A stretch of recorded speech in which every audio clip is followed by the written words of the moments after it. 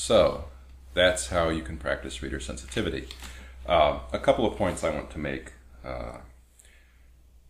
First of all, remember that this isn't the way we normally critique writing. The act of writing down little notes on a piece of paper, like underlining a phrase or putting a question mark next to a word if we're reading a manuscript by someone, that may sound like what we do when we're in a workshop critiquing writing. Some of you may have had that experience.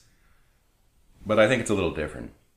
Often when we're in a workshop doing that kind of thing, underlining a sentence we don't like, or putting an exclamation point next to a sentence we do like, so that we can give our reactions to the writer of the piece, we're very often more focused on trying to fix the writing or criticize it.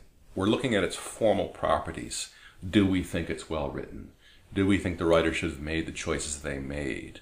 Often we do that, and we call it critiquing. I don't think that's a particularly useful method of critiquing, quite frankly.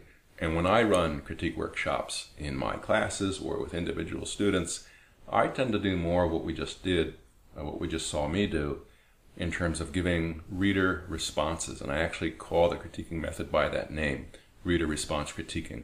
That's a name I borrowed from the writing teacher Peter Elbow, by the way. He has some great books on practicing writing and critiquing.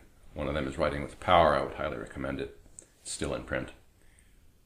But reader reaction, which you give when you're developing your reader sensitivity or when you're critiquing using the method I just described, is really just your reactions.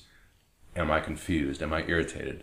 Do I like this metaphor? Do I not like it? It's not trying to fix it, and it's not giving advice to the writer. Nothing like that. You're just developing your awareness of the little voice in your head. So I hope this doesn't sound too strenuous. I think it's actually fun to practice, and it will definitely make you a better writer.